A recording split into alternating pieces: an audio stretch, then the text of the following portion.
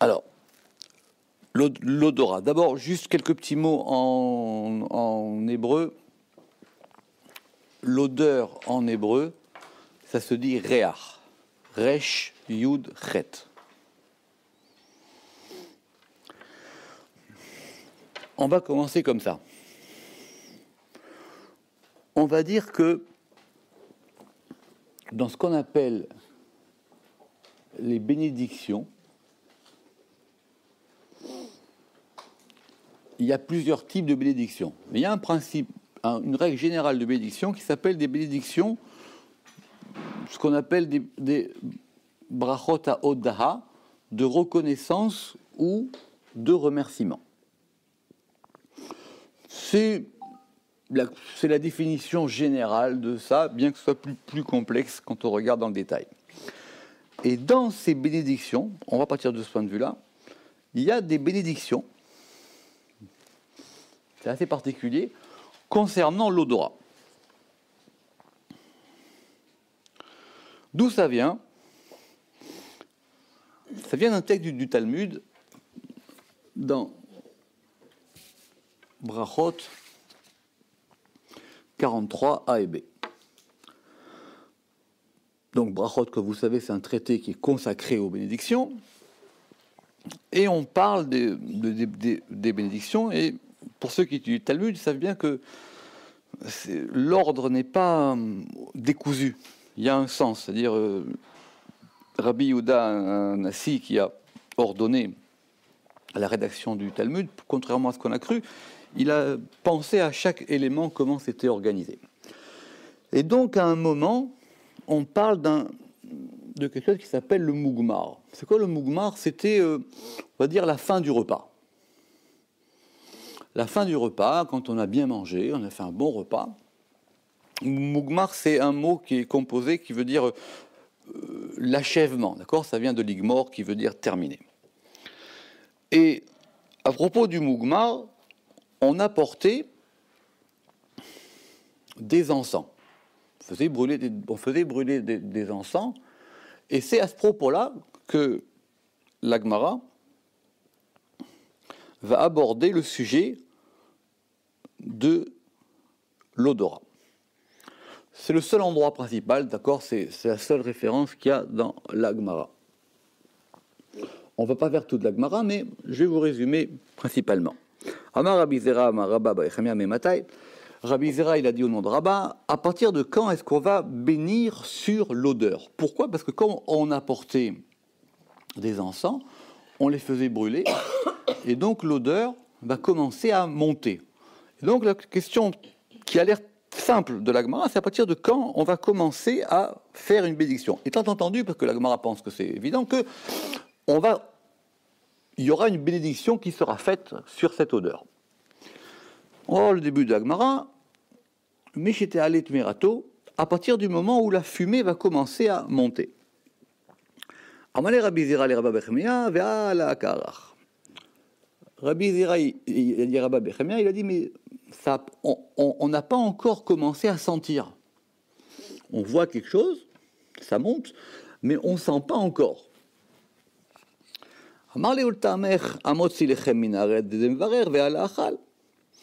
Il dit, mais quand on fait la bénédiction sur le pain, on fait Hamotzi lechem minaretz, on n'a pas encore mangé. Mais, et là, da'ate le bichal. Mais il fait la bénédiction et il sait qu'il va manger.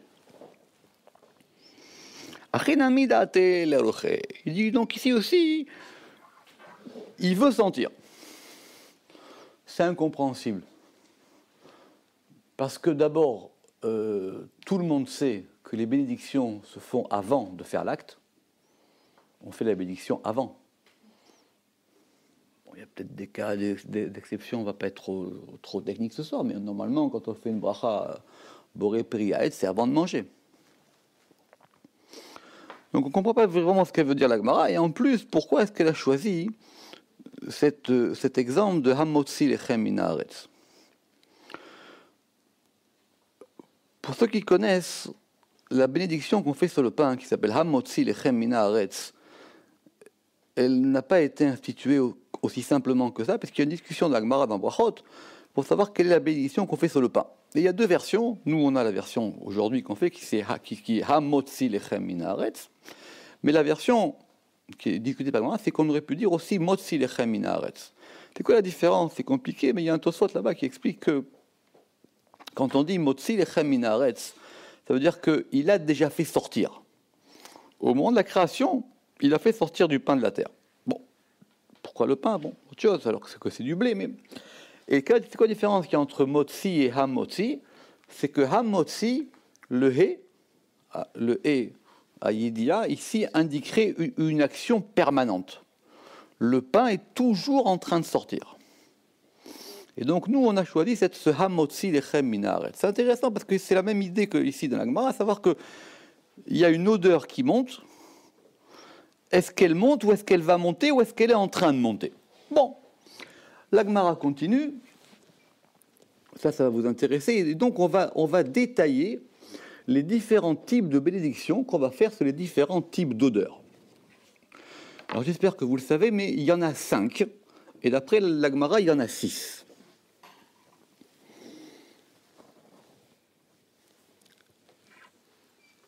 Alors,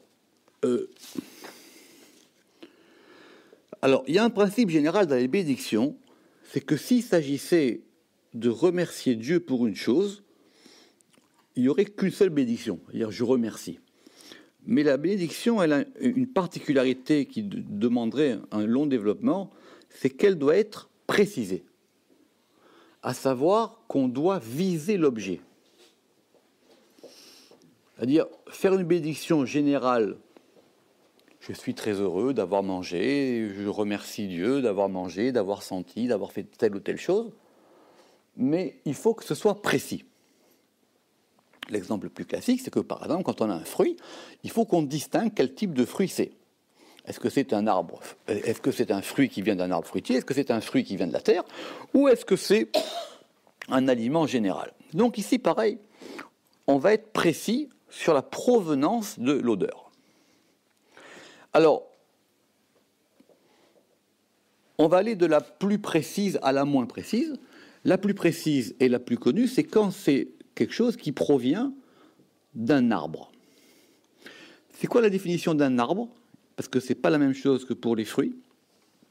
Mais ici, d'un arbre, c'est quelque chose qui dure plus qu'un an. Dans ce cas-là, on fera Baruch ata Hashem enu melech haolam, boré atse besamim, qui a créé des arbres odoriférants.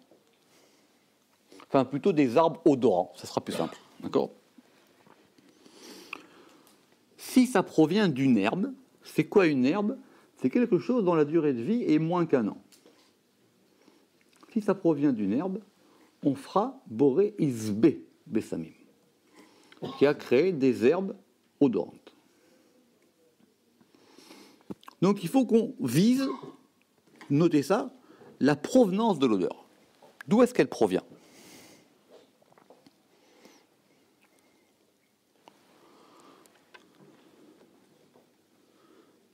Si c'est une odeur d'origine non végétale, et ça va être très intéressant, par exemple d'origine animale, ou par exemple d'origine synthétique, comme un parfum, puisqu'un parfum n'est pas d'origine naturelle directement, ou d'origine animale, et la Gemara donne l'exemple d'un parfum qui vient d'une origine animale. On fera une bénédiction générale qui s'appelle Boré Miné Bessamim, qui a créé des espèces odorantes.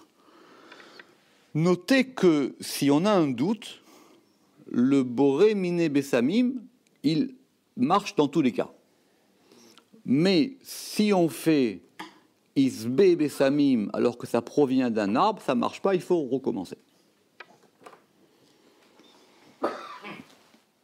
Parce qu'il faut être précis, parce que dans la bénédiction, elle marche. C'est pour ça que c'est cette notion de brachot haoda, de bénédiction, de remerciement, c'est pas assez clair. C'est que quand on remercie, on veut remercier et en même temps viser l'objet qui est la source du remerciement. Sinon, ça ne marche pas. C'est comme si vous dites « je te remercie pour ça ». Ou plus encore compliqué, c'est que dans le remerciement, je veux que cette beracha, cette bénédiction, elle rejaillisse aussi sur l'objet qui en a été la cause. Donc on a dit Isbe, Atse, Mine Besamim. Si maintenant, ce sont les cas que donne la Gemara, toujours dans Brachot, mais je vous donne la Chara tout de suite, comme ça ira plus vite. Si maintenant ça provient d'un fruit, il y a des fruits qui ont des bonnes odeurs. Donc là, une mission particulière qui s'appelle Anoten Reach Tov Baperot, qui donne une bonne odeur dans les fruits. On en est à 4. Et pour ceux qui connaissent un peu la littérature biblique, il y a une odeur mythique dans la Bible qui s'appelle le aparsémon. Alors le aparsémon n'a aucun rapport avec le fruit qu'on vend aujourd'hui dans le commerce sous ce nom-là. D'accord ? Il y a même une grande discussion d'historiens pour savoir c'est quoi ce aparsémon. Il y en a qui disent que c'est le plaque minier. Il y en a qui disent que c'est ça. En tout cas, c'est un arbre. Et cet arbre-là était un arbre qui poussait principalement en Israël. Donc, le fruit de cet arbre, quand on le sent, ou même l'arbre lui-même, parce que peut-être qu'il a une odeur, on fait effectivement Boré Hatsé Bessamim. Et d'ailleurs, c'est pour ce aparsémon qu'on a créé cette bénédiction de Boré Hatsé Bessamim. Mais on peut faire de cet arbre une huile, ou plus précisément un onguent. D'accord ? On fabrique avec ça une huile que sûrement, c'était ça l'histoire du mougmar, avec laquelle on va qu'on va passer sur les mains ou sur le visage. Et là, on a une bénédiction très particulière que peu de gens font, parce qu'il faut trouver ce shemen-là, qui s'appelle Boré Shemen Arev, qui a créé une huile. Arev, ça veut dire agréable, douce. Boré Shemen Arev. Ça, ce sont les 5 bénédictions qui ont été retenues dans la Halacha. Mais la Gemara en ramène une 6e, au nom de Rabbi Yehuda, qui était connu, pour ceux qui se connaissent les versions de la Gemara, qui était connu pour son grand amour de la terre d'Israël. Et il aimait d'autant plus la terre d'Israël qu'il interdisait à ses élèves d'y aller. C'est une histoire très compliquée, parce qu'il pensait qu'on n'avait pas le droit d'y aller, qu'il fallait rester à Babylone. Mais il avait un grand amour de l'Israël, et donc lui, il a une formulation de Beracha qui est Boré Shemen Artsenu, qui a créé l'huile de notre terre. Notre terre. Boré Shemen Artsenu.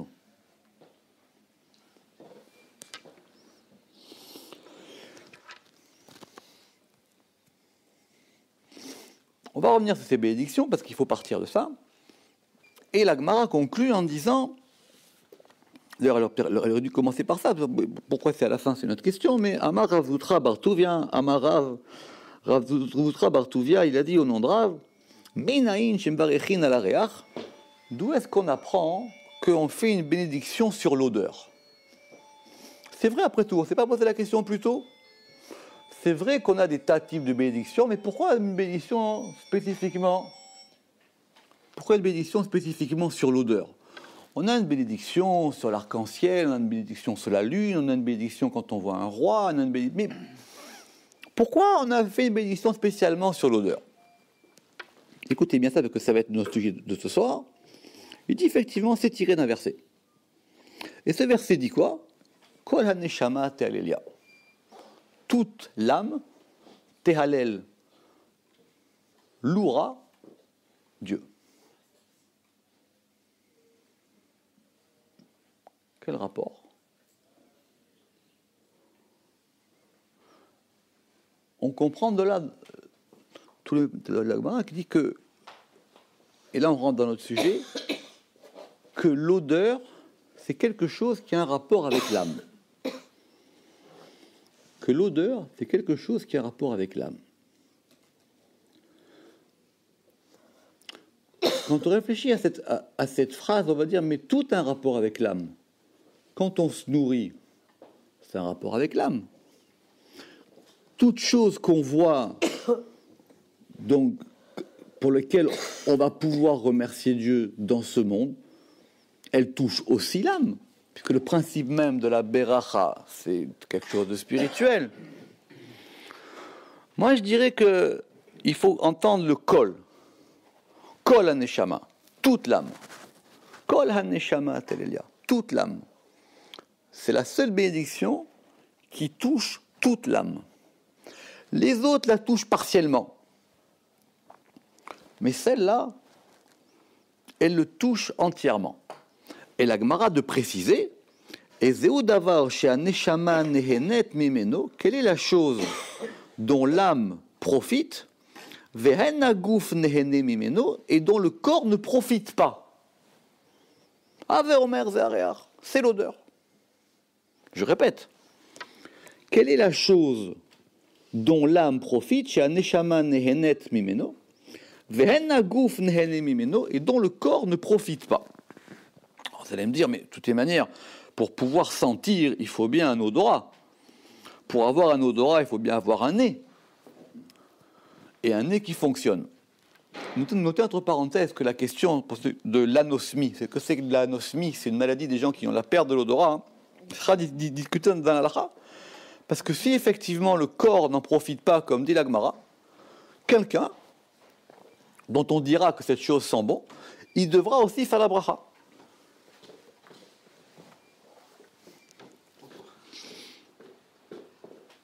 Je répète, Ezeu davar she'aneshama nehenet mimeno ve'en haguf nehena mimeno, aver omer ze'areach. Quelle est la chose dont l'âme profite, étant entendu qu'on vient de citer le verset qui a dit Kol haneshama, toute l'âme, c'est la chose dont l'âme profite entièrement. Et le corps n'en profite pas. Ça sera... Tout est résumé là, et on fera ce soir que développer cette notion-là. Si c'est comme ça, de nombreuses questions pratiques vont se poser. Alors à ce moment-là, si ce qu'on cherche dans cette bénédiction du Bessamim, des espèces odorantes, c'est un profit de l'âme, quelles sont les limites? Quelles sont les limites? Si vous passez devant un restaurant non cachère et que vous sentez des bonnes odeurs, est-ce qu'on pourra faire la bracha? Est-ce qu'on pourra faire la bracha? La Gemara, elle a dit Ezeu davar she'aneshama nehenet mimeno ve'en haguf nehena mimeno. C'est quelque chose que simplement dont l'âme profite. Donc, il y a une odeur, cette odeur me plaît.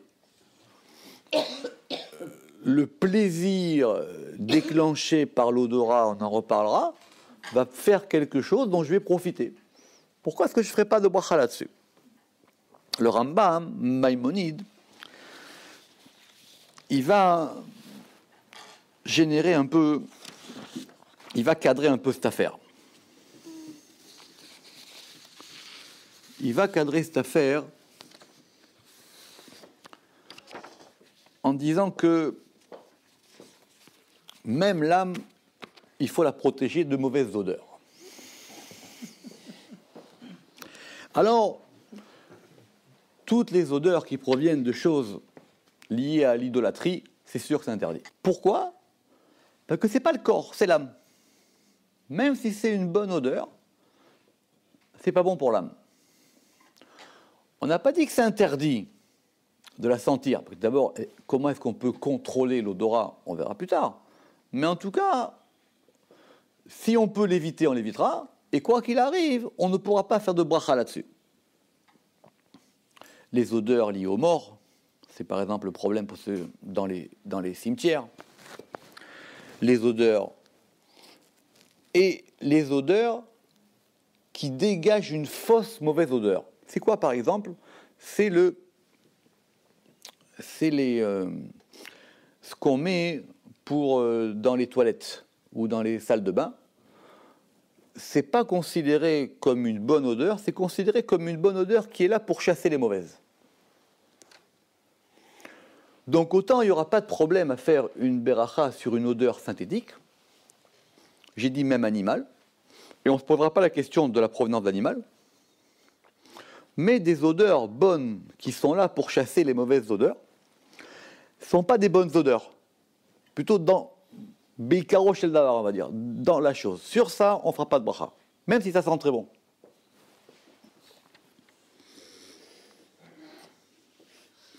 Pareil pour les odeurs qui sont là pour des utilités qui ne sont pas liées à l'odorat, comme par exemple la lessive. C'est important, puisqu'on parle de l'odeur. Le nez, il est tout le temps aux aguets. D'accord ? Les odeurs liées à la lessive. Ou par exemple, le liquide vaisselle.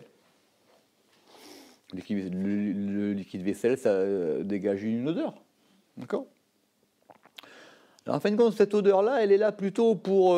dans la vaisselle, c'est pour enlever les mauvaises odeurs de la vaisselle, etc. On ne le fera pas. Ou par exemple, les gens qui parfument leurs vêtements. D'accord ? Le Rambam il dit que comme la chose, elle n'est pas liée directement à la source de l'odeur, c'est que ce n'est pas vraiment le parfum, c'est une odeur qui s'est déposée, et qu'elle est là que par attrait, on ne fera pas de bracha non plus là-dessus. Il dit, elle a, parce que ça s'appelle reach belo ikar, ça s'appelle une odeur sans fondement.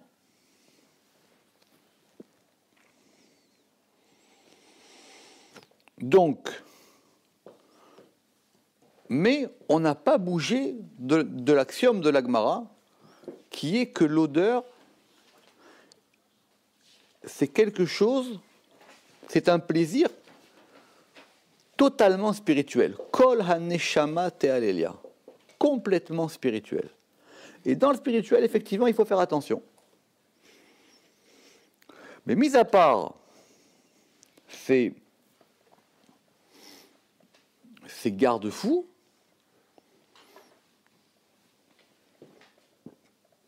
tant que l'odeur est agréable et qu'elle procure quelque chose, il faut faire une beracha dessus.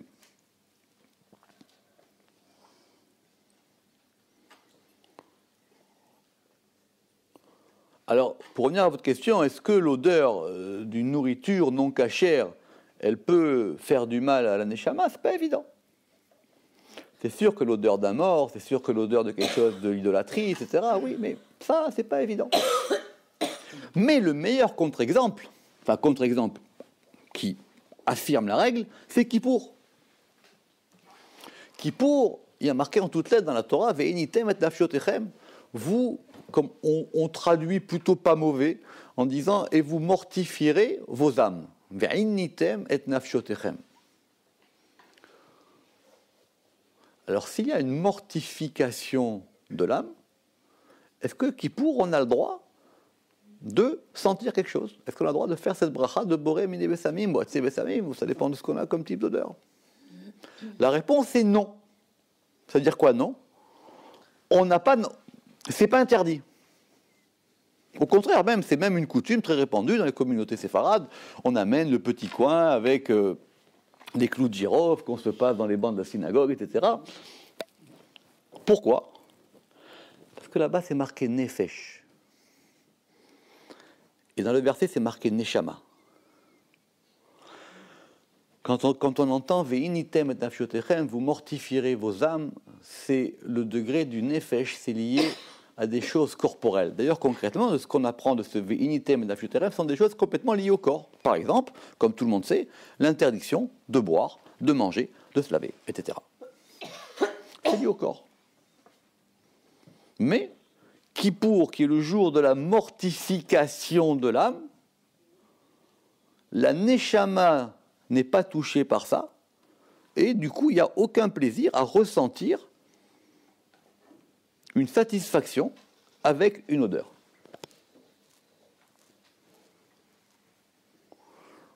Donc vous voyez comme quoi cette odeur, elle échappe. Elle échappe au corps. En tout cas, quand on regarde comment les textes sont construits, ça échappe au corps, ça échappe à tout, et on a une beracha construite sur un plaisir complètement neshamatique, complètement animé, au sens de l'âme, complètement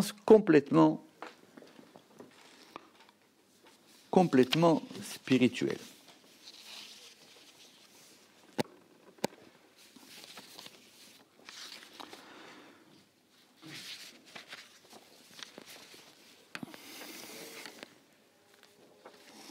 À tel point que la notion d'odorat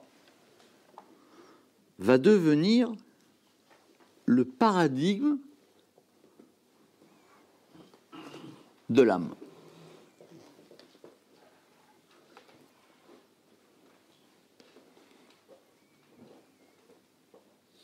Alors il y a une Gemara très connue dans Yoma à propos de la purification. Amar Resh Lakish, vous savez qui était Resh Lakish? Resh Lakish, c'est quelqu'un qui vient de loin. Bref, il n'était pas ce qu'il était avant d'être cité dans la Gemara, c'est pour ça d'ailleurs qu'il s'appelle Resh Lakish. Bref, c'est quelqu'un qui vient de loin et donc il sait de quoi il parle quand il parle de gens qui veulent se purifier.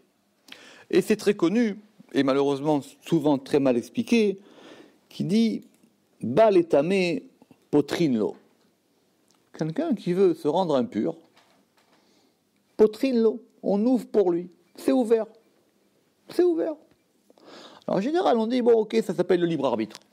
Tu veux faire des bêtises? C'est ouvert, fils, vas-y. Fais des bêtises, fais des bêtises. » Bal etame potrinlo, on lui ouvre. Ah, c'est un scandale, et comment Dieu il laisse faire, et comment les méchants prospèrent, etc. Potrine-lo, c'est ouvert, la porte elle est ouverte. Personne ne t'empêchera de les faire. Potrine-lo, on lui ouvre la porte. Baal et Taher, quelqu'un qui vient se purifier, mais ça y est, noto, on l'aide. Ces deux lignes de Gemara ont fait couler beaucoup d'encre. Parce qu'on a l'impression que c'est un peu disproportionné. Celui qui veut se rendre impur, c'est important ici, cette notion, celui qui veut se rendre impur, on lui ouvre, vas-y. Il n'y a pas marqué on l'empêche. Il n'y a pas marqué Dieu l'empêche. On pourrait dire au moins les hommes, on va essayer de l'empêcher. Bon, on va le prévenir, on va lui dire c'est pas bien, etc. Si on peut, mais en tout cas, vas-y, c'est ouvert. Fais des bêtises, vas-y, fais. Fais des bêtises. Ça se paye. Mais bon, c'est autre chose. Maintenant, quelqu'un qui veut se rendre pur, on lui ouvre, on l'aide. Alors pourquoi la Gemara, elle n'a pas dit potrine? Il y a eu beaucoup de discussions sur cette Gemara. Pourquoi est-ce que dans les deux cas, est-ce qu'elle n'a pas dit aussi on lui ouvre? Non, lui, on l'aide. Il y a un Zohar très connu qui parle de, vous savez, ces 4 qui sont dans le livre de Daniel, qui sont descendus dans la fosse. Et eux, ils ont dit, si Dieu est avec nous, il nous sauvera. On n'a pas peur, Dieu avec nous, il va nous sauver. Le Zohar raconte, le Midrash aussi, qu'ils ont été voir le prophète Jérémie, Yermia ou Hanavi, et qu'il leur a dit, vous ne pouvez pas dire ça. Même si vous tombez dans la fournaise et que vous y restiez, ça va pas, vous n'avez pas le droit de mettre Dieu au défi. Alors ils ont dit, mais il y a quand même marqué dans la Gemara, Baleter Mesainoto. Celui qui vient pour se purifier, on l'aide. Le soir, il dit là-bas, celui qui veut se purifier, Dieu, il va l'envoyer un ange qui va l'aider. Il aura une aide. C'est intéressant parce que Resh Lakish, il savait de quoi il parlait. C'est quelqu'un, pour ceux qui connaissent la Gemara, qui était un grand brigand, il a fait beaucoup de bêtises et il a décidé de devenir un grand et de devenir un grand. Et il sait que c'est pas facile, mais on est aidé. Il y a un petit quelque chose qui t'aide. On t'aide. Le soir, il va dire qu'il y a un ange qui va l'aider. Il aura une aide. L'autre, c'est ouvert pour lui. Mais en tout cas, grande discussion. Et la Gemara continue, Tana Debi Rabbi Ishmael, et Rabbi Ishmael, il a dit, je vais vous donner un exemple. Je vais vous donner un exemple. Parce que c'est pas clair cette histoire. Encore une fois, quelqu'un qui veut se rendre impur, on lui ouvre, potrine l'eau. Quelqu'un qui veut se rendre pur, et c'est pas facile. Il veut se purifier, il va avoir un processus de purification, il va donc s'interdire des choses, il va penser à d'autres choses, il va changer son mode de vie, bref, peu importe, il va consacrer plus de temps à l'étude, bref, tout ce qu'il veut, peu importe, on ne dit pas comment, on l'aide, il sera aidé. Mais il ne sera pas protégé. Il n'y aura pas de miracle pour lui. Mais on va l'aider. Et la Gemara continue, comme je viens de dire, Tana Debi Rabbi Ishmael, Machal le Adam, il dit ça ressemble à quoi? Ça ressemble à un parfumeur. Ah bon? Et le parfumeur, il a deux rayons. Il a un rayon de pétrole et un rayon de la parsémone, notre fameux parsémone dont on vient de parler. Alors comme chacun sait, enfin en tout cas, le pétrole, ça sent pas très bon. Alors que la parsémone, c'est l'odeur ultime. Et donc le client rentre et il dit, j'aimerais acheter du pétrole. Qu'est-ce qu'il lui dit le marchand? Il lui dit, Omerlo, Madodata le atzmecha, vas-y, serre-toi. Ça veut dire, c'est bon, là-bas, c'est là-bas, tu te débrouilles. J'ai pas envie de me salir les mains avec ton histoire. Bah, l'imdor de la parsémone, maintenant il veut acheter la parsémone. Le marchand, il lui dit, Amarlo, Amtini, attends-moi. Je vais t'aider à mesurer avec toi, puisqu'il fallait, vous savez que c'est qu'on vendait au poids. Afin que nous sentions bon, et toi et moi. Afin que nous sentions bon, et toi et moi. Quand on réfléchit bien, c'est bien expliqué.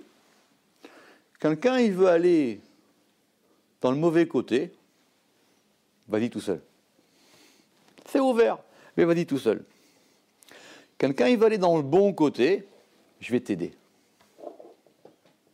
Pourquoi?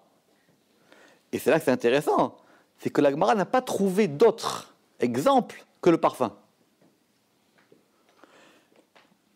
Tu veux aller là où ça sent mauvais, j'ai pas envie que ça déteigne sur mes vêtements à moi.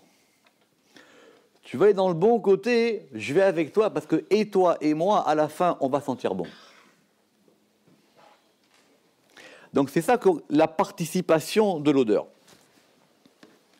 Donc l'odeur, c'est le synonyme de la perfection de la chose. C'est le synonyme plutôt de l'arrangement de la chose.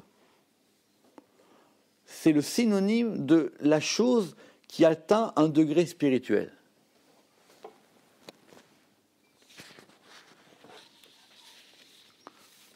Pour ceux qui connaissent un peu la Torah, il y a un autre exemple d'odeur. C'est dans ce fameux épisode de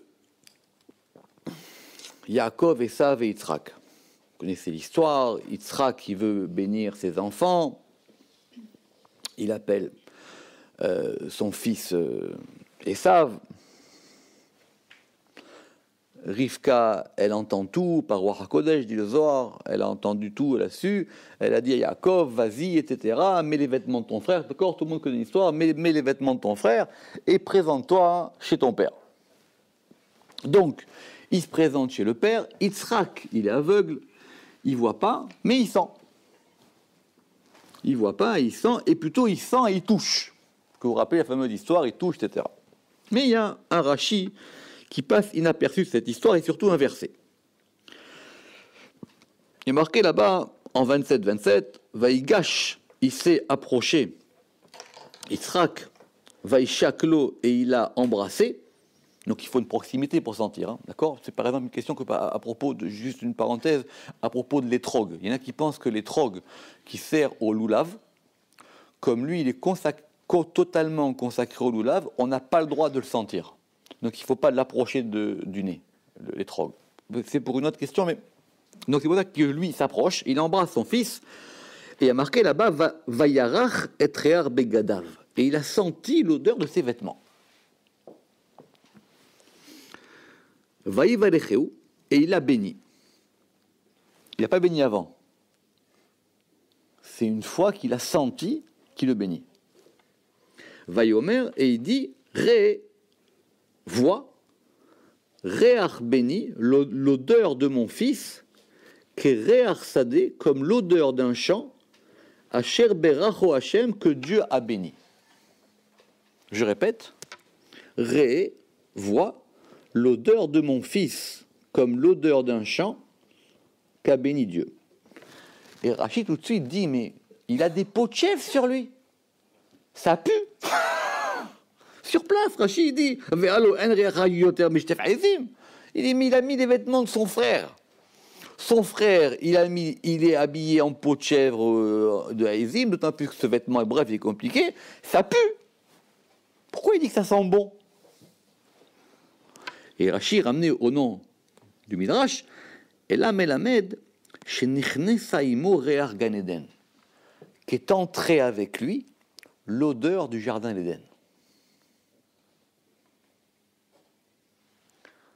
Alors c'est intéressant parce que du coup, on se dit qu'il y a deux odeurs. Il y a l'odeur physique que Yaakov porte sur lui en ayant mis les vêtements d'Ésav, et il y a l'odeur spirituelle. Et que Yitzhak ne sent que la deuxième. Il ne sent pas la première. Autrement dit, il y a aussi une éducation de l'odorat. Il y a des fois où quelque chose, vous pensez que ça sent bon, mais comme on dit en yiddish, ça schmeckt pas bon. Ça veut dire, tu crois que tu fais des trucs bien, mais tu te mets dans des histoires, ça sent pas bon ton histoire. Ça schmeckt nicht gut. D'accord? Ça sent pas bon. Tu t'es mis dans des trucs qui vont t'amener loin. Donc Yitzhak, il avait l'odorat assez développé pour savoir qu'est-ce que sentait cette histoire. Et ça s'appelle Kereach Sadeh Asher Barechu Hashem, comme l'odeur du champ que Dieu a béni, chez Nathan Bo Reach Tov, qui a mis en lui une bonne odeur, comme si la deuxième odeur avait écrasé la première. Chez Nathan Bo Reach Tov, il a mis en lui une bonne odeur. Et ça s'appelle Sde Tapuchim. C'est l'une des fois où Rashi cite Zohar, c'est assez rare, mais il faut le dire parce que ça s'appelle le Chakal Tapuchin, ça s'appelle le fameux champ des pommes. C'est quoi ça? C'est une autre histoire. Mais c'est un champ en particulier, c'est pas simplement un petit verger où on fait du cidre. C'est ça l'odeur qu'a senti Yitzhak. Donc, il y a ce statut particulier de l'odeur. À tel point que ce qui déclenche, je répète, la bénédiction de Yitzhak, c'est l'odeur. Tout ce qu'on dit en plus après, Kol Yaakov, ça c'est en plus, ça c'est les drachot. Mais ce qui a déclenché, c'est qu'il a senti quelque chose. Et il n'a pas senti la chose physique, il a senti, encore une fois, il a senti qu'il y avait une neshama particulière qui sentait bon. Dans la traduction du Zohar, il y a un mot qui revient souvent, ça s'appelle aussi l'Eid Basma en araméen. Ça veut dire qu'on parfume une chose. C'est quoi qu'on la parfume? C'est qu'on la parfait. C'est qu'on la rend parfaite.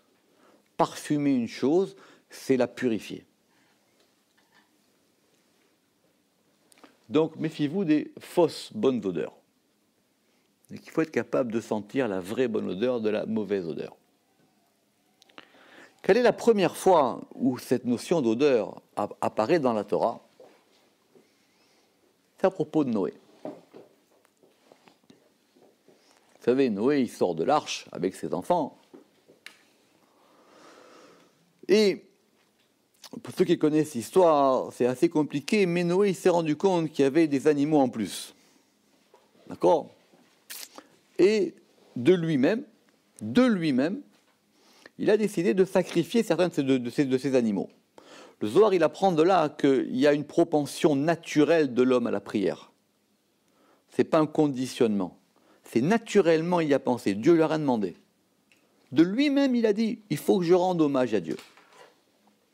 Et donc, il a sacrifié des animaux qui étaient des animaux purs, parce que Dieu avait donné plus d'animaux purs que d'animaux impurs, donc il y avait des animaux entre eux. Donc effectivement, comme il y avait simplement un couple par espèce, il ne pouvait pas non plus s'amuser à détruire une espèce pour se faire plaisir. Que dit le verset dans Bereshit 8, 20, 21? Vaïven Noach Mizbeach Lachem, Noach il a construit un autel pour Dieu. Vaïkach Mikol Abehema, et il a pris de tout animaux, enfin des behemoth, des grands animaux atéora le pur, ou Mikol Aof Ataor, et de tout le volatile pur. Vaïal Olot, et il a fait monter des holocaustes, Bamizbeach, sur l'autel. Et là, écoutez bien ce verset. Vayarach Hashem et Reach Anichoach. Et Dieu a senti, qui introduit le COD, Reach, l'odeur, Anichoach. Reach Anichoach. Il a senti l'odeur Anichoach. Personne ne comprend ce mot parce qu'il n'est pas clair. C'est quoi ce Reach Anichoach? En tout cas, la suite du verset nous dit que c'est quand même plutôt positif, parce que Vayomer Hashem El Libo, Dieu a dit à son cœur, Lo osif, les kalel od et adama, je n'ajouterai pas à maudire encore la terre, ba'avour Adam à cause de l'homme, qui et sera leva Adam ramini urav, parce que de toutes les manières le cœur de l'homme, il est mauvais depuis sa jeunesse. Velo sif od leakot et kolchai kasher kasiti, et je n'ajouterai pas à frapper tout vivant comme je l'ai fait. Tout le monde pose la question, ça veut dire quoi que Dieu a senti Vayarach Hashem et Reach Anichoach, que Dieu a senti l'odeur Anichoach et Reach Anichoach. Onklos, dans le Targum, il traduit l'idée.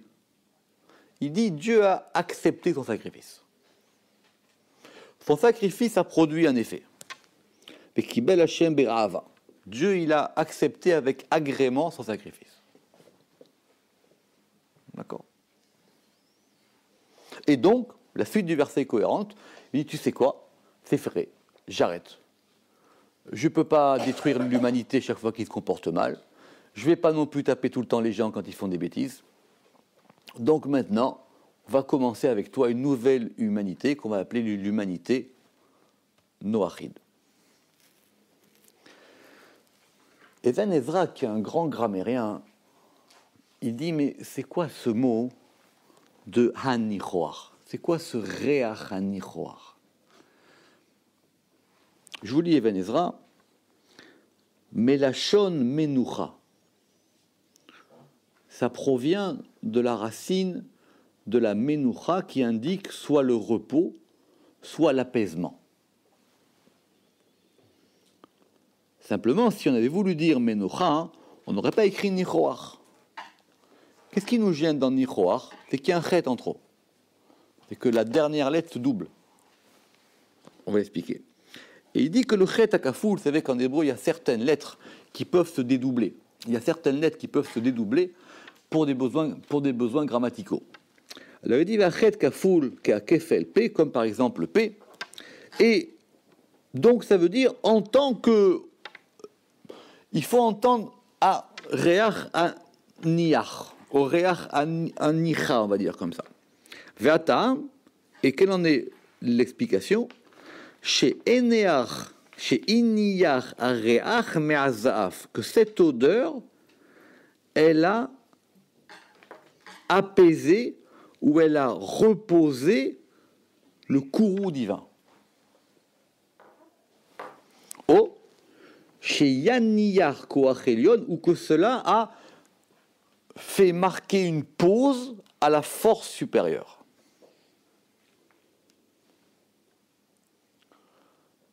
Alors là, on marque une étape. Quand on part depuis la Gemara, on voit la chose que par rapport au fait que l'odeur apporte quelque chose à l'âme. C'est quelque chose, déjà c'est intéressant, mais c'est quelque chose qui va apporter un bienfait à l'âme, et on a vu comment ça fonctionnait et comment on est arrivé jusque-là. Mais maintenant, il y a une odeur. L'odeur a aussi une action. Jusqu'à présent, on avait parlé de satisfaction, quoi, de fait d'être satisfait d'une odeur, de ce que ça pouvait apporter. Alors là, maintenant, on voit que l'odeur, elle a une action. Et c'est quoi cette action? C'est une action, reach anichoach, c'est une action qui apaise.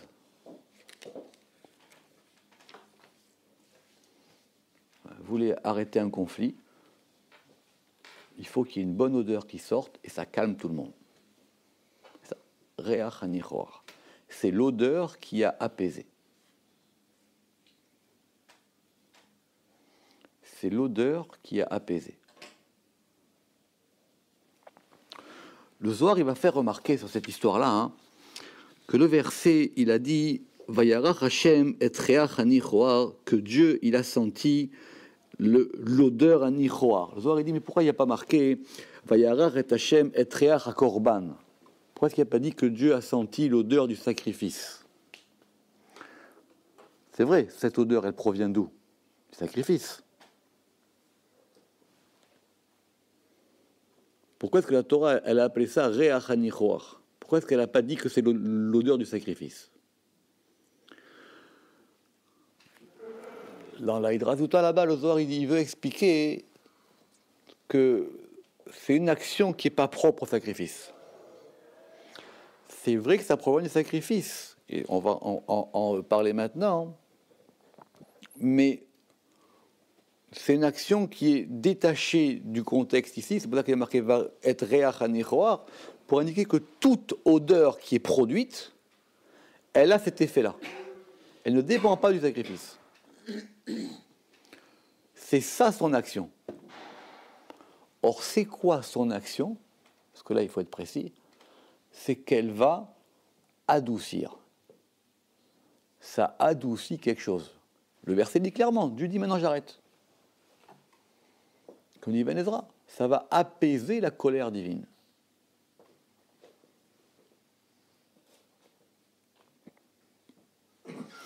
Alors, cette expression de reach anichoach, on l'a vu dans Noé, on l'a vu à propos de Yitzhak, mais elle va revenir évidemment de nombreuses fois dans la Torah.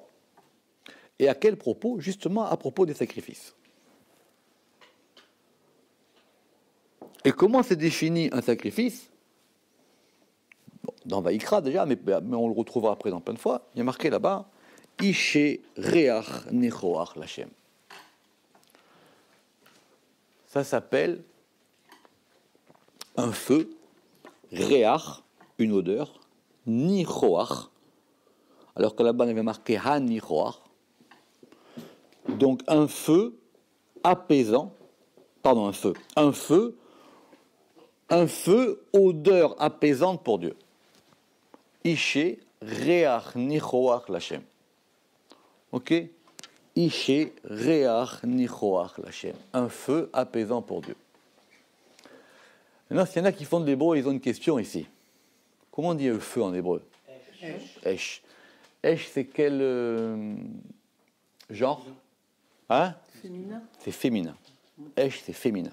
Esh ochela. C'est un féminin bizarre, puisqu'effectivement, il devrait prendre la particule et pour indiquer le féminin, mais feu, c'est féminin. Or, c'est quoi ici ce iché, avec un et à la fin? C'est un masculin. Iché, c'est un feu masculin. Esh, c'est un feu féminin. Alors tout le monde traduit évidemment en disant que c'est un feu, parce qu'un sacrifice, c'est quoi? Concrètement, c'est que, mis à part une fois qu'on a dépecé l'animal, etc., qu'on a fait tout ça, ce sacrifice, il va donc brûler. Et donc il brûle grâce à un feu, et ce feu produit une odeur. D'accord? Et cette odeur, elle est censée faire la même chose qu'a fait le premier sacrifice de l'histoire déclaré, puisqu'il y en a eu d'autres avant, mais c'est notre histoire, mais le premier sacrifice de l'histoire déclaré, qui est le sacrifice de Noach, c'est un feu qui a apaisé la colère divine. Là-bas, il n'y a pas marqué feu, là-bas, il y a marqué que c'était une odeur, et que cette odeur a produit un apaisement divin. D'accord ? Et le sacrifice, par extension, d'où la finesse du Zohar qui a dit qu'il n'y avait pas marqué là-bas que c'était Réar à Korban, c'était marqué Réar Nichoar, le sacrifice a la même fonction. Et c'est quoi cette fonction ? C'est de procurer une odeur apaisante. Simplement, ici, cette odeur-là, hein, elle va apparaître avec un feu. Parce que concrètement, pour pouvoir faire dégager une odeur, il faut passer par le feu. Mais simplement, c'est un feu masculin. Ce n'est pas un feu féminin. Ça change quoi ? Ça change qu'ici, le feu, il a une autre direction. On ne va pas rentrer ce n'est pas le sujet ce soir, sur le féminin et le masculin, mais en tout cas, ce feu-là est un feu masculin. C'est du feu, il brûle autant que l'autre, donc il a une action destructrice, mais ce feu masculin, il dégage une odeur, et cette odeur-là, elle a une action apaisante. Le Zohar dans les Drazuta là-bas, hein, il va essayer d'y voir un peu plus clair dans cette question-là, mais pour nous permettre de revenir à des choses concrètes. Pourquoi est-ce que l'odeur, elle a cette particularité ? Pourquoi est-ce qu'on a besoin de tout ça ? Le Zohar dira que tout le but des sacrifices, c'est pas ni le sang, ni rien du tout, c'est de dégager une odeur. C'est de dégager une odeur. Bon, les Kohanim, les Lévi'im, ils mangent, etc., tout ce que vous voulez, mais tout ça, toute cette institution qui s'appelle le Beth Amikdash, elle est là que pour pouvoir dégager une odeur. Elle est là pour produire une odeur. Et cette odeur, elle a une action particulière. Et quelle est cette action ? C'est d'apaiser quelque chose qui n'était pas bon. C'est de calmer. D'accord ? Alors, la langue française ne l'a pas inventé, ne l'a pas inventé du tout. Ça provient de l'hébreu. Quel est le siège de la colère ? C'est le nez. D'accord ? C'est le nez. Le siège de la colère, c'est le nez. D'accord ? D'ailleurs, en hébreu, se mettre en colère, ça veut dire que, littéralement, je ne sais pas comment on pourrait dire, se nisifier, ça veut dire vaïra'af, ça veut dire qu'il a enflammé son nez. Quand on dit en hébreu qu'il enflamme son nez, ça veut dire qu'il est très énervé. En colère. Il est très en colère. Pourquoi dira le Zohar dans la Hydra ? Parce qu'il dit que le nez, c'est le sens qui a l'accès le plus direct au cerveau. C'est le sens qui a l'accès le plus direct au cerveau. Et de ce nez-là peut sortir effectivement la colère. Et le siège de la colère, elle est liée au nez qui a un accès direct avec le cerveau. Ce n'est pas le sujet de ce soir, mais en tout cas, c'est la ligne directe. Chose que les mains, les pieds, les yeux n'ont pas.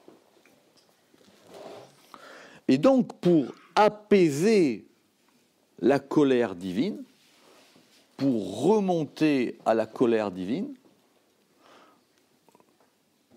ou pour apaiser la colère de quelqu'un, il faut être capable d'attaquer la chose dans sa racine, dans son shoresh. Et il n'y a pas d'autre moyen que le nez. Bon, le Zohar dira qu'il y a des bonnes colères et il y a des mauvaises colères, que toutes les colères ne sont pas mauvaises, mais qu'il faut faire attention, bien que la Gemara elle a dit qu'attention, celui qui se met en colère, c'est comme celui qui fait de l'idolâtrie. Le Zohar va dire que ça dépend des colères. Il y a plusieurs colères. Des fois, c'est bon de se mettre en colère, et des fois, il ne faut surtout pas se mettre en colère. C'est tout un art. Mais la chose qui est capable d'agir sur la colère, c'est le nez. Et donc, l'action sur le nez, c'est l'odeur.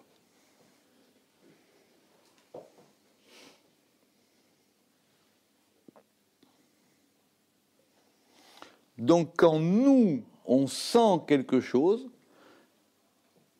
maintenant on comprend la Gemara, Kol haneshama te'elelia, quand on sent quelque chose, évidemment tout va dépendre du développement de votre odorat, parce que tous les sens se travaillent, on a bien vu chez Yitzhak. En fonction de ce qu'on sent, et je répète, des fois ça peut nous paraître sentir très très bon, mais ça sent très mauvais, et vice-versa. Mais dans l'olfactif sensitif, la beracha qui a été instituée, elle est là pour en tout cas marquer qu'il y a une voie qui passe de cette manière-là. Ça, c'était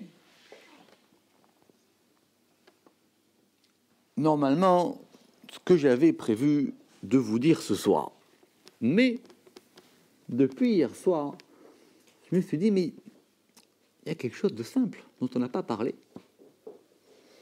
et qui est l'une des fois où la bénédiction pour les Bessamim a été instituée et non pas occasionnelle, c'est pour la Havdalah. Voilà, mais toujours le début, le plus simple et le plus compliqué. D'accord ? Et c'est la seule fois où on a institué cette notion de faire une bénédiction pour l'odeur. Les autres, c'est occasionnel. C'est quand ça se présente. D'accord ? C'est quand ça se présente. On fait aussi les Bessamim pour la Brit Mila, mais l'institution la plus claire de la bracha des Bessamim, c'est pour la Havdalah. D'accord ? Très bien. Alors figurez-vous que, quand on recherche un petit peu, cette histoire n'est pas aussi claire que ce qu'il en paraît. Pourquoi ? Parce que d'abord, l'Havdalah ne s'est pas constituée, on va prendre un peu de temps, ne s'est pas constituée comme on croit aussi facilement que ça, mais il y a évidemment un principe de Havdalah qu'on peut apprendre de la Torah, que la Gemara va remarquer, et que de toutes les manières, qui est la séparation entre le Kodesh et le Chol, qui est la séparation une fois qu'on a fini le Shabbat et qu'il faut maintenant marquer une séparation entre la sainteté du Shabbat et le profane de la semaine, etc. Mais cette Havdalah, normalement, elle se fait déjà dans la Hamida. Dans la Hamida, on fait déjà Ata Chonan Tanu, et il y a déjà une Havdalah.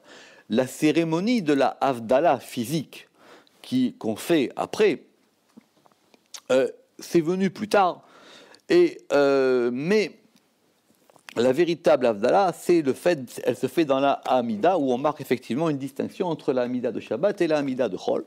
Et en plus, après, il y a deux passages dans la prière très intéressants qui vont rajouter ça. C'est la Kedusha qu'on fait après la Hamida du samedi soir, qu'on ne fait jamais pendant la semaine, et ce fameux verset qui s'appelle Ve'in Noam Hashem, qu'on rajoute à la fin de la prière, qui est un verset particulier, qui est là aussi pour marquer une différence entre Shabbat et les jours de la semaine. Mais non, c'est compliqué, mais il y a une institution qui a été faite et dont est discuté entre Hillel et Shammai, c'est à savoir si on fait une Havdalah sur trois choses, comme chacun sait, sur une coupe de vin, sur des Mehoré Haesh, sur des luminaires de feu et sur des Bessamim. Bon, maintenant qu'on connaît la lacha, en fonction des Bessamim, on pourra savoir si c'est Atse Bessamim, Isbe Bessamim, Noten Re'artov Aperot, etc. Mais aucune raison n'a été donnée aux Bessamim. Aucune raison n'a été donnée aux Bessamim. Rien. Amoraïm lo pirshu. Les Amoraïm, les rédacteurs de la Gemara et de la Mishnah, ils l'ont pas expliqué. Boré Meoré Haesh, on comprend, parce que ce sont les luminaires de feu, bien que ce soit très compliqué, mais en tout cas, les luminaires de feu, c'est-à-dire qu'on revient dans le travail, etc. Bon, vous pouvez expliquer, mais les Bessamim, lo pirchou. Là, que pour faire une Havdalah, à chaque fois qu'on fait une bracha, qu'il faut un verre de vin, on comprend. Pourquoi les Bessamim ? Vous n'êtes pas fatigué ? On peut continuer. Que c'est là que ça devient intéressant. Tosfot a une question technique à savoir que pourquoi on ne fait pas de bracha de Bessamim à la fin de Yom Tov. À la fin de Yom Tov aussi, on fait une Havdalah. Mais l'Havdalah qu'on fait à la fin de Yom Tov, bon, Yom Tov, on peut allumer le feu, donc il n'y a pas de raison de faire sur le feu, donc il reste le vin et les Bessamim. Pourquoi on ne fait pas les Bessamim? Et là, Tosfot nous lève le couvercle et il ramène au nom de Rashbam, il dit parce que Shabbat, nous avons une Neshama Yetira, et Yom Tov, nous n'avons pas de Neshama Yetira. J'explique, Shabbat, nous recevons une âme supplémentaire, et Yom Tov, nous ne recevrons pas d'âme supplémentaire. Tosfot dit, mais c'est faux, parce que Yom Tov aussi, on a une âme supplémentaire, vechoulé, etc. Mais en tout cas, on comprend que cette notion de Bessamim, elle est liée à l'âme supplémentaire. Quel rapport? Quel rapport? Alors évidemment, comme on était au Talmud Torah, on a regardé des histoires, on dit voilà, c'est pour nous consoler de la perte de cette âme supplémentaire, donc on sent un petit coup et puis ça va vous calmer. D'accord? Mais bon, un petit whisky, c'est mieux. D'accord? Si je dois me consoler de la perte de l'âme supplémentaire, on peut le noyer dans la boucha. Pourquoi est-ce que j'ai besoin que ça passe? Pourquoi est-ce que j'ai besoin que ça passe par les Bessamim? En quoi est-ce que les Bessamim, ils vont me consoler de la perte? Pourquoi est-ce que les Bessamim, ils vont me consoler de la perte de cette âme supplémentaire? Et il y a une Gemara. Alors sur l'âme supplémentaire, les textes ne manquent pas. Quand c'est l'âme supplémentaire, que Shabbat, on reçoit tous une âme supplémentaire, ça ne manque pas. Et il y a d'ailleurs une dracha très connue dans Ta'anit qui dit Shabbat Vaï Nafash. D'accord? Shabbat Vaï Nafash, qu'on lit Shabbat Vaï Nefesh. Shabbat, une fois qu'on s'est reposé, Vaï, malheur, Nefesh, à l'âme qui est partie. Shabbat Vaï Nafash, retenez-le, Shabbat Vaï, comme on dit Voy, Shabbat Voy Nefesh, elle est partie. Une fois qu'on s'est reposé, une fois qu'il y a eu le Shabbat,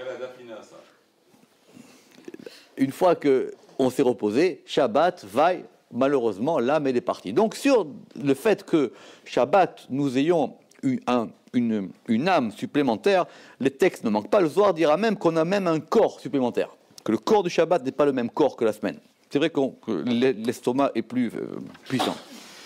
Est plus puissant ce jour-là, mais on recevait un corps supplémentaire. Évidemment, le Zohar et la Gemara vont dire, mais attention, il ne faut pas non plus raconter n'importe quoi. Il y a âme et âme, ça dépend de ce qu'on a fait pendant la semaine. D'accord? Donc, on ne reçoit pas tous la même âme supplémentaire pendant la semaine, mais en tout cas, chacun, Shabbat, reçoit une âme en plus.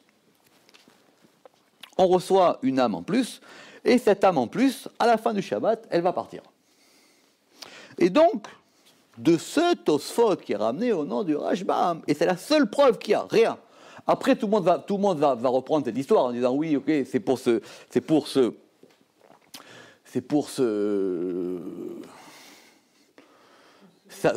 consoler de cette perte d'âme, mais le lien n'est fait nulle part.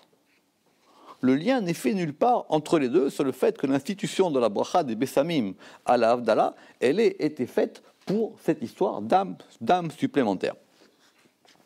Très bien.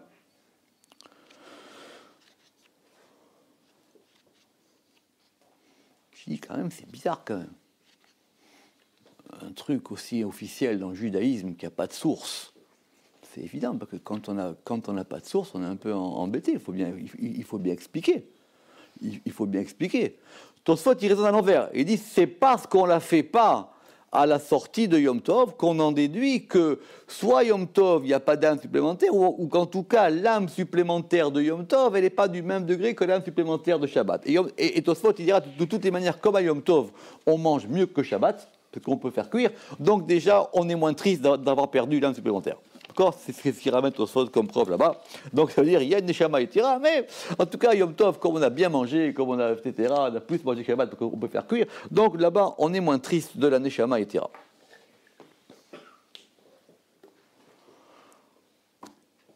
Donc c'est une énigme. Et c'est une énigme d'autant plus que vous savez qu'il y a un livre du Harizal qui a été rédigé par Rabbi Chaim Vital, qui s'appelle le Shar HaKavanot, d'accord, qui est le livre des Kavanot et qui décrit toutes les Kavanot de tous les moments de la semaine, enfin de l'année, depuis le matin jusqu'à Kippour, depuis ça, ce que vous voulez, qui décrit tout, et qui explique toutes les choses kabbalistiques qui se passent dans le truc. Parce qu'effectivement, a priori, c'est une idée un peu kabbalistique, cette histoire, quoi. Comment est-ce que le fait de sentir quelque chose peut nous, je répète, peut nous consoler de l'imprimerie, et d'autant plus qu'on a vu que ça ne correspond en rien à tout ce qu'on a vu jusqu'à présent. Jusqu'à présent, on a vu quoi? On a dit, ça procure un apaisement. Bon, ok, on pourrait dire peut-être un apaisement. Ça procure quelque chose en haut, ça accède directement à l'âme, mais on ne voit pas vraiment l'histoire d'où, comment est-ce que ça fait. Et puis, il faut être un peu précis. Donc, dans Shara Kavanot, si vous n'êtes pas fatigué, je vais vous expliquer ça maintenant. Le Harizal explique la cérémonie du vendredi soir. Donc, le vendredi soir, c'est d'après la Kabbale, c'est quelque chose de très très particulier sur la manière dont on fait le kiddush, sur la manière dont on se prépare au Shabbat, sur la manière dont on accueille le Shabbat, etc. Mais il y a un moment où on passe à table, d'accord? Il y a un moment où on passe à table, et là-bas, le Harizal ramène une Gemara connue.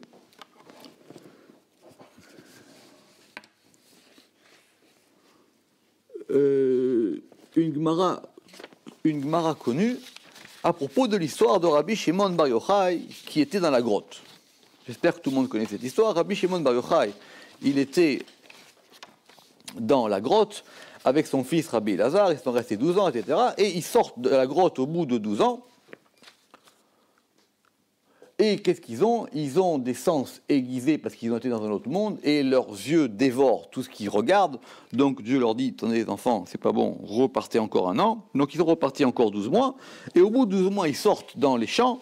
Et qu'est-ce qu'ils voient? Il faut que je vous retrouve le texte. Et ils voient un petit paysan qui a 2 brins de hadas. 2 brins de hadas, c'est du myrte. Il a 2 brins de myrte. Et il lui dit, pourquoi est-ce que tu as 2 brins de myrte? L'histoire, elle est connue. Il dit parce que c'est Shabbat. Ah, il dit oui, parce que c'est Shabbat. Et pourquoi tu en as 2 et pas 3? Il dit parce que un pour Shamor et un pour Zachor. D'accord? C'est marqué dans Shabbat, Daf Lamed Gimel, Amoud Bet. Et il dit j'en ai un pour Shamor et j'en ai un pour Zachor. Et là, ils ont dit, Habibi, tu sais quoi? Chapeau. D'accord? Ce que tu fais, c'est quelque chose de très très grand. 2 brins, un pour lier le côté de Shamor de Shabbat et un pour lier le degré de Zachor de Shabbat. Mais le Harizal apprend de cette Gemara-là que la bracha des Bessamim doit se faire le vendredi soir. Le vendredi soir, avant le Kiddush, on doit faire la bracha des Bessamim. Je développe pas trop, on va dire ok, parce que Shabbat, on n'a pas les mêmes brachot qu'en semaine, donc il faut en rajouter, etc., mais que la bracha des Bessamim doit se faire le vendredi soir. Et l'Havdalah, c'est l'Havdalah. Et l'Havdalah, c'est l'Havdalah. L'Havdalah, on a institué les Bessamim. Donc du coup, on avait une question, on se retrouve avec 2. Quel rapport entre les Bessamim et la sortie de l'âme? Et maintenant, pourquoi est-ce qu'on va se retrouver avec des Bessamim le vendredi soir? D'accord? Je ne vais pas rentrer dans les détails, etc. Mais la réponse, elle se trouve dans un livre qui s'appelle Chesed l'Avraham. Chesed l'Avraham, pour ceux qui connaissent, c'est le livre de Rabbi Abraham Azoulay. Et Rabbi Abraham Azoulay, vous savez qui c'était? C'était le grand-père du Chida.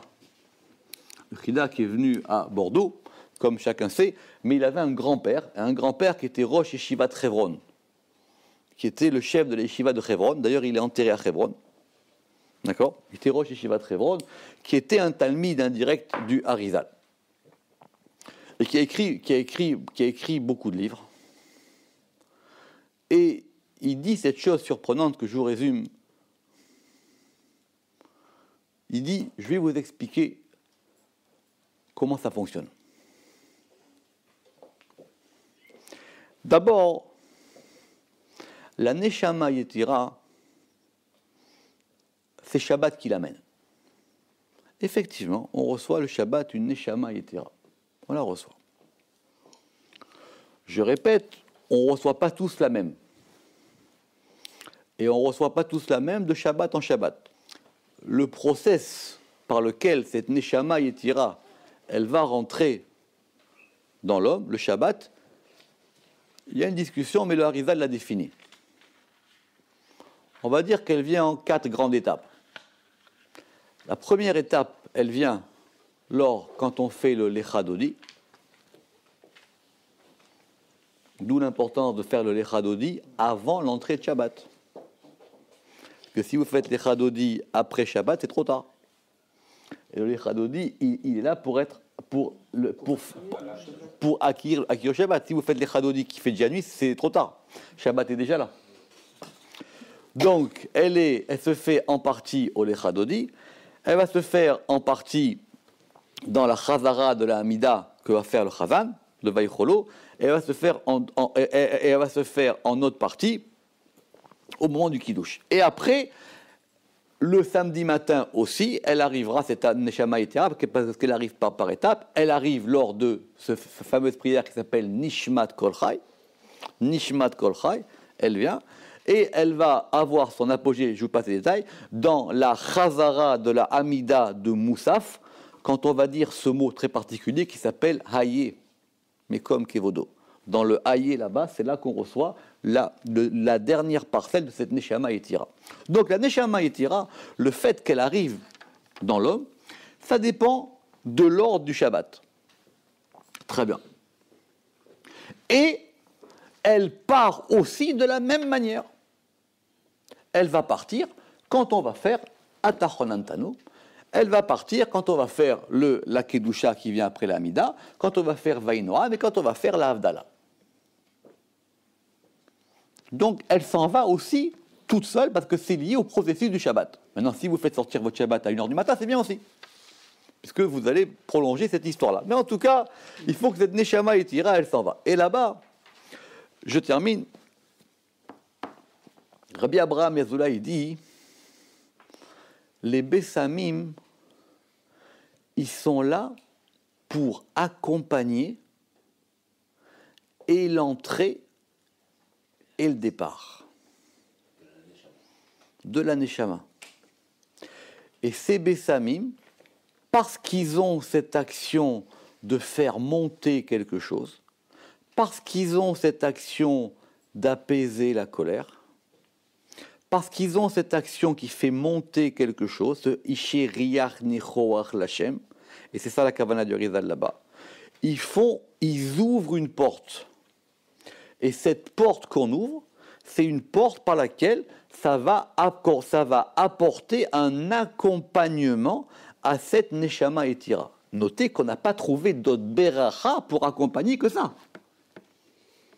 On aurait pu dire qu'on peut le faire sur le Geffen. On aurait pu dire qu'on peut le faire sur autre chose. On n'a pas trouvé d'autre beracha pour ça. Mais, Chesed Abraham, il va avoir une conclusion terrible avec ça. Il dit donc, si on ne l'a pas fait rentrer par les Bessamim, on ne pourra pas la faire sortir par les Bessamim. Donc du coup, il rend obligatoire les Bessamim du vendredi soir comme les Bessamim du samedi soir. Et que donc, il faut avoir les deux. Parce qu'il faut un chemin, en fin de compte, on ouvre une porte, et donc ce chemin, comme l'ordre du temps, le Shabbat, il est ascendant par cette porte-là, ça monte, et on ouvre une porte, comme le Shabbat, c'est descendant, ça descend. C'est pour ça que, ça sera ma conclusion, que Reach, ça s'écrit Resh, Yud, Chet, et Ruach, l'esprit, qu'on a parlé tout à l'heure du Nefesh, et il y a la Neshama, mais entre Nefesh et Neshama, il y a Ruach, et Ruach, c'est un Vav. Or, c'est quoi un Vav? C'est un Yud qui s'étend. Donc, c'est cette ouverture-là qui permet cette chose-là.